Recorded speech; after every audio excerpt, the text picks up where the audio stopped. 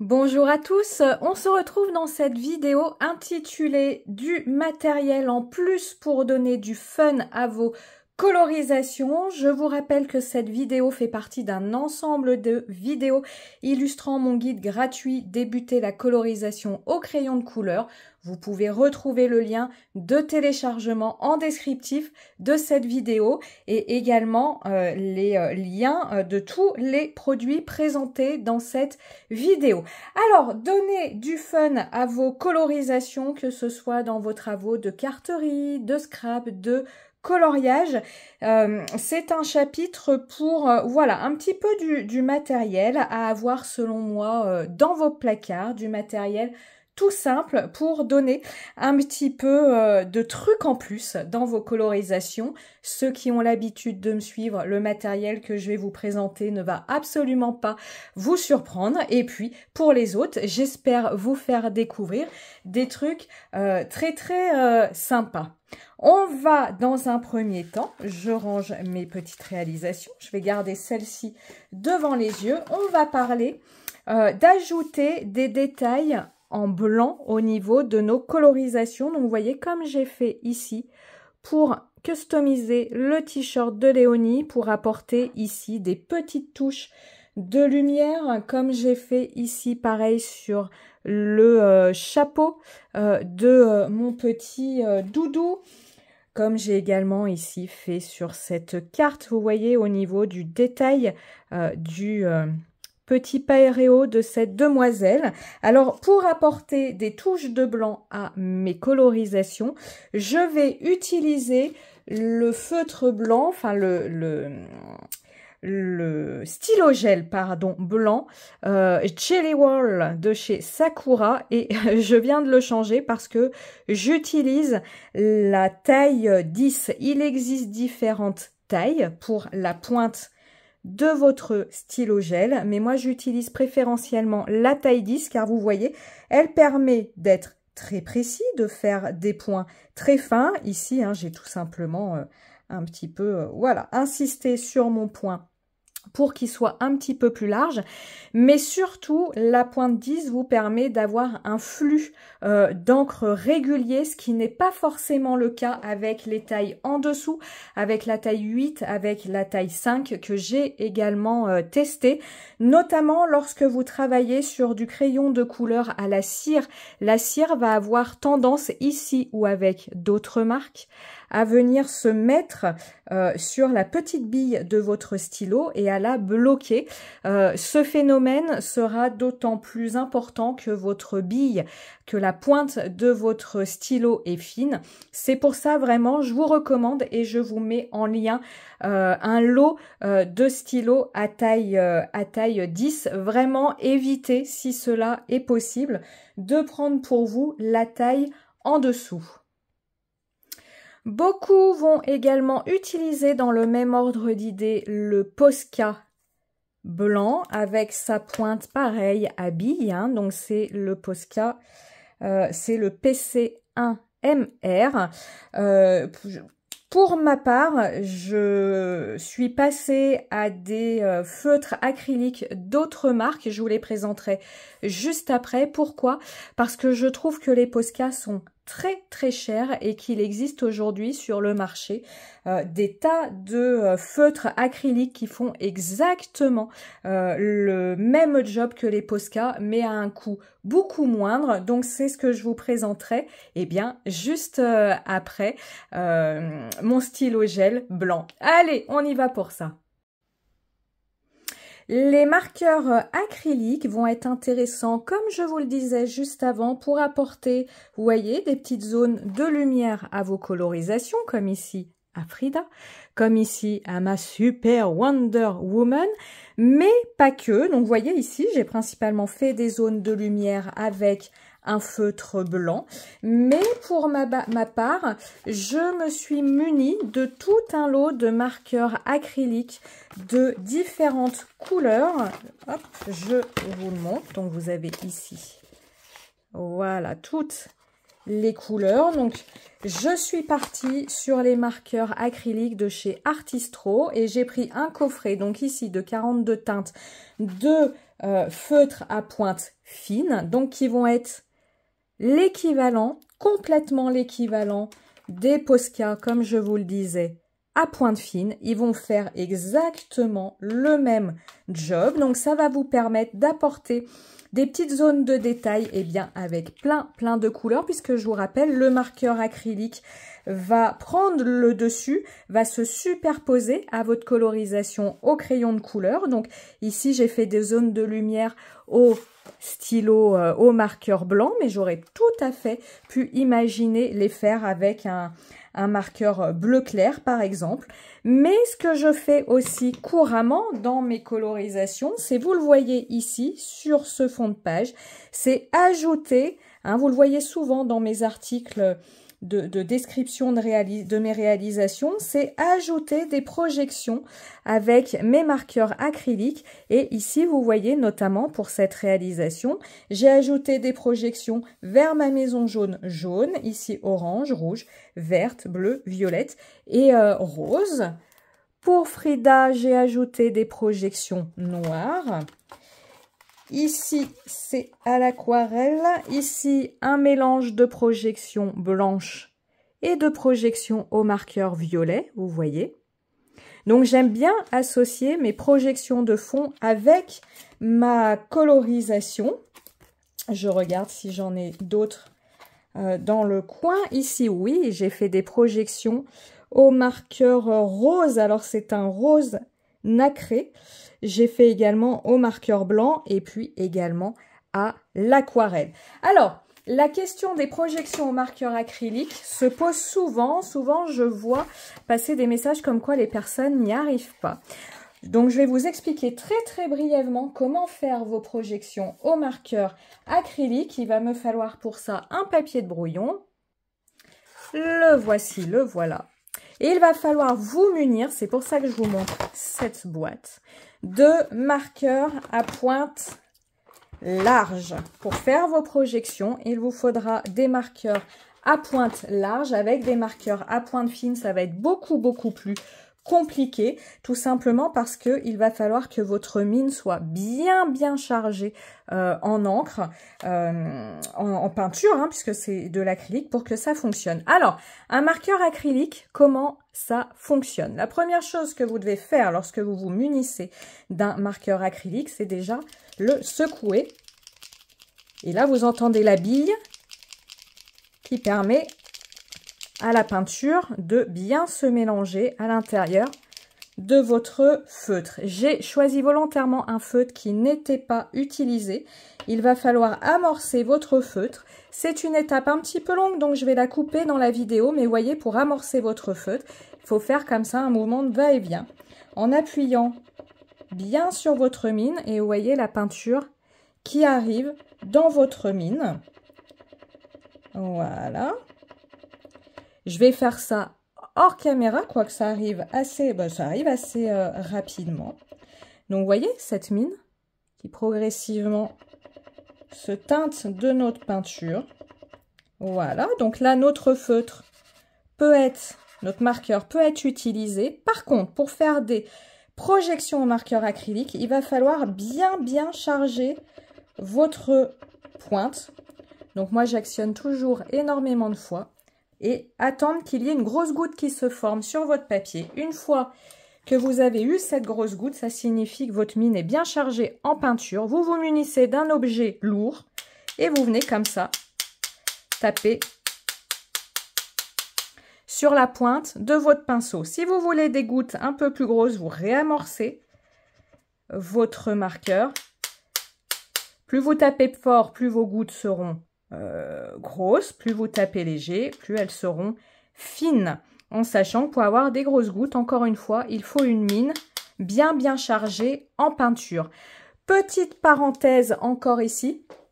Pourquoi j'ai préféré encore les marqueurs Artistro par rapport au Posca? Eh bien, tout simplement, est-ce que je vais en avoir un? Je vais vous en prendre un. Voilà, alors là, vous voyez, j'ai un marqueur Posca qui n'est pas très large en mine. Je l'amorce.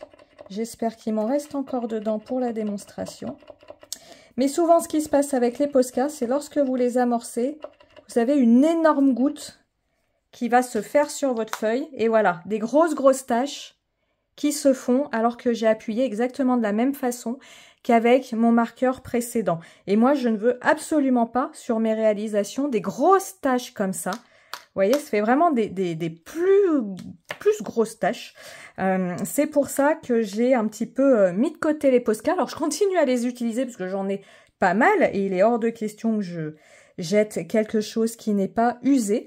Mais voilà pourquoi, lorsque je réalise mes projections, et pour des contraintes financières et pour le résultat, je pars plus volontiers sur les marqueurs Artistro. Allez, on passe à la suite de ce matériel. On va maintenant parler des stylos feutres pointe fine pour apporter du détail à vos colorisations, comme je l'ai fait ici. Donc, vous pouvez obtenir le même résultat avec des marqueurs acryliques pointe fine, sauf que, la pointe des stylos feu de pointe fine est beaucoup plus fine malgré tout qu'un marqueur acrylique. Donc ici, vous avez le tuto vidéo de Marilyn sur ma chaîne YouTube, mais ici, vous voyez, pour faire un effet un petit peu scintillant à sa robe, j'ai fait un mélange de pointillés de feutre pointe fine et de marqueurs acryliques. J'en profite également pour vous montrer les petites paillettes. Nous en parlerons après de son boa. Alors, en feutre pointe fine, j'utilise pour ma part, je vous les montre comme ça, comme ils sont dans un pot. J'utilise les feutres de chez Staedtler. Je ne sais pas comment on prononce cette marque. Pourquoi j'utilise ces feutres? Eh bien, tout simplement parce qu'ils ont une pointe très fine qui vous permet vraiment de travailler dans le détail. Hein, je vous montre. Et parce qu'ils ont une pointe longue. Et ça les rend très agréables à l'écriture.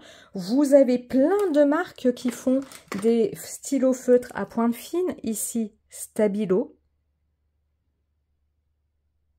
Alors moi, je préfère ceux-ci. Je les trouve plus agréables à l'écriture parce que j'utilise également énormément ces feutres pour remplir mon agenda, me faire des notes, etc. Donc c'est pour ça que j'utilise plus ceux-ci. Mais les Stabilo pour la colorisation iraient très bien. Et puis ce que je voulais vous montrer, c'est un produit un petit peu particulier. Je ne sais pas si vous le connaissez. Ce sont les stylos feutres pointe fine de chez Chaméléon qui vous permettent de faire une écriture comme ça en dégradé.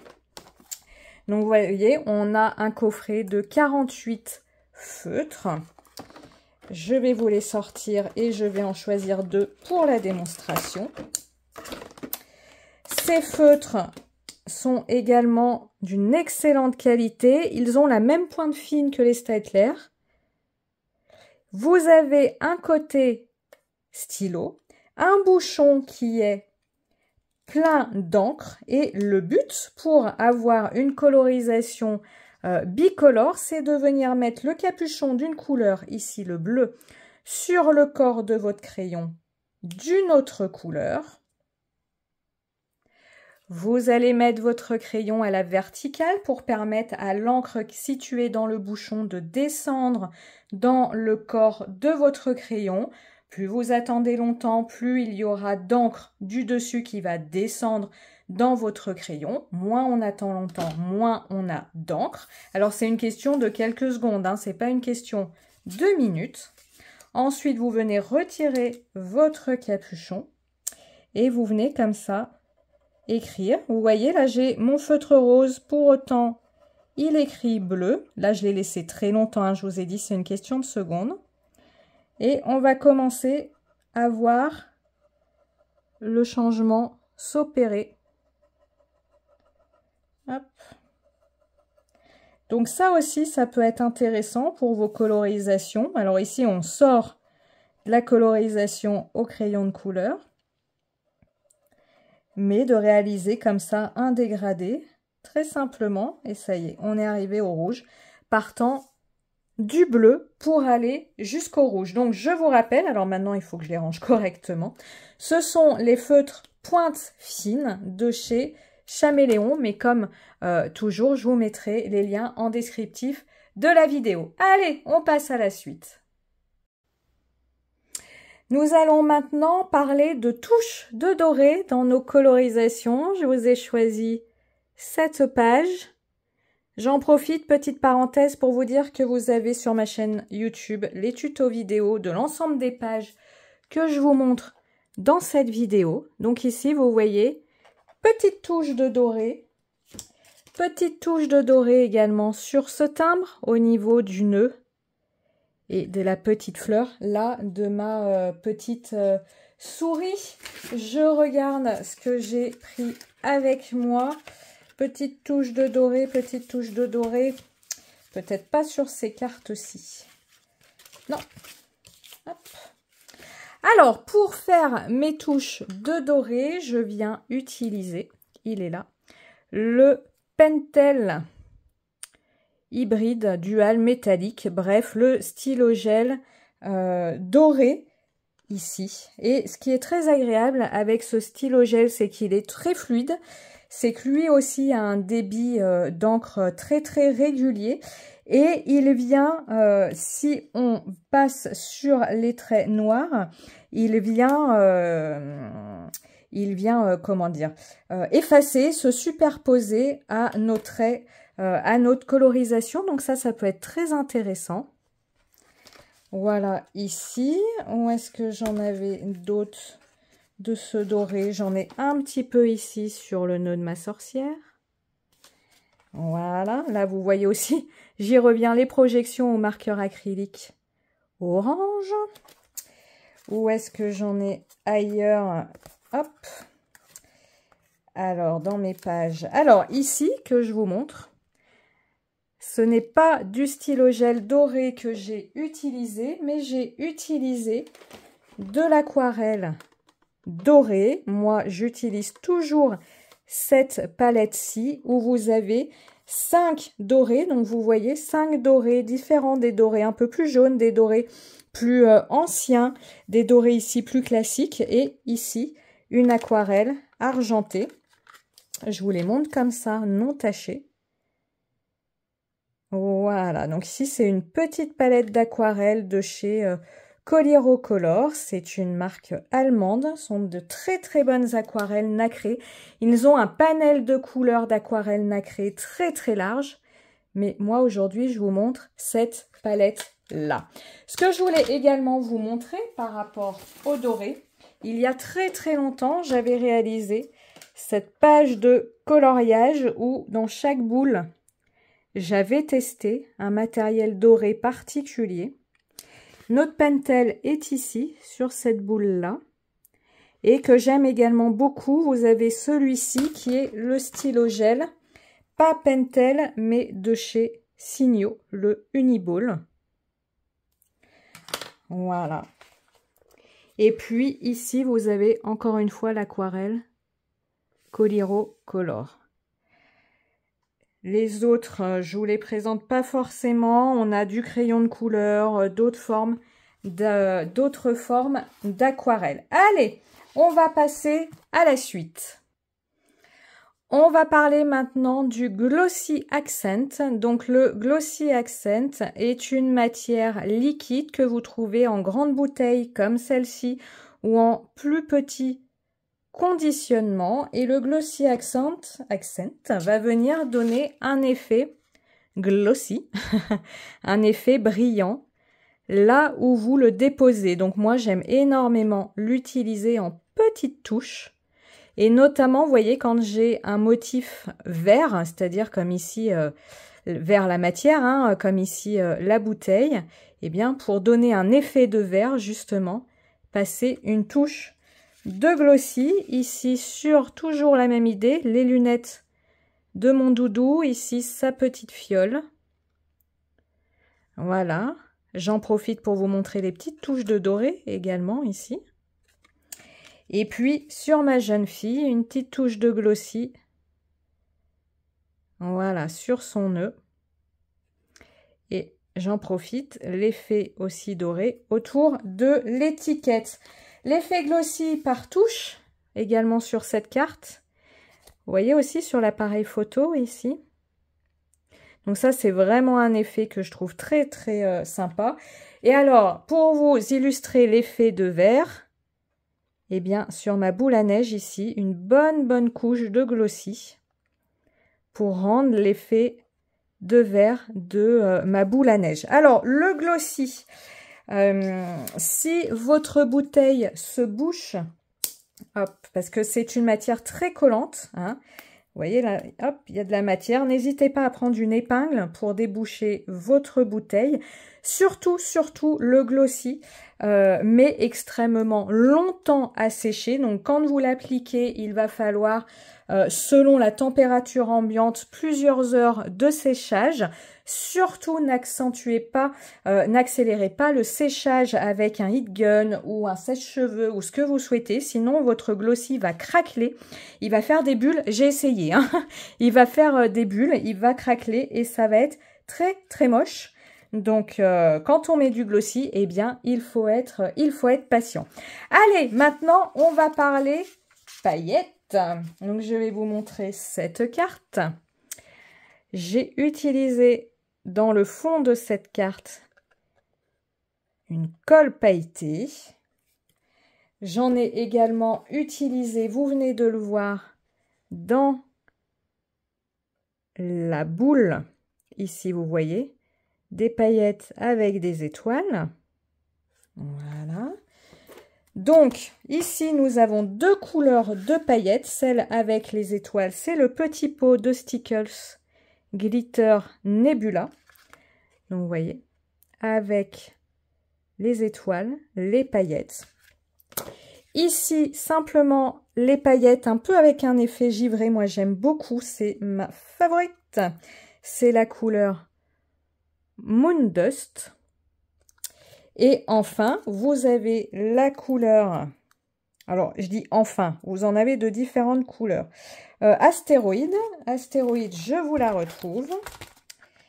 Je l'avais il n'y a pas très longtemps.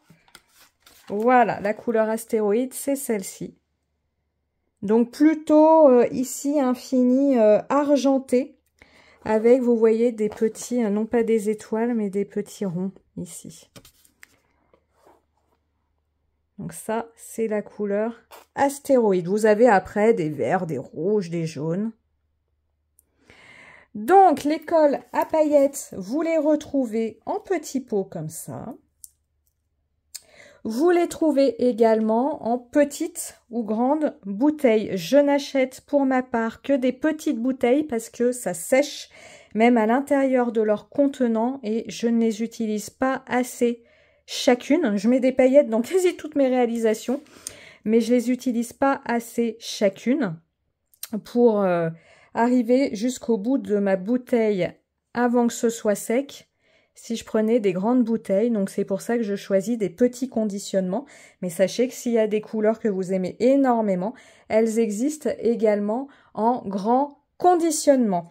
Voilà ce que je voulais vous montrer au niveau du matériel en plus. Il existe énormément d'autres choses. N'hésitez pas à aller fouiller au niveau de mes vidéos tuto réalisation pour partir à la découverte de tout ce matériel.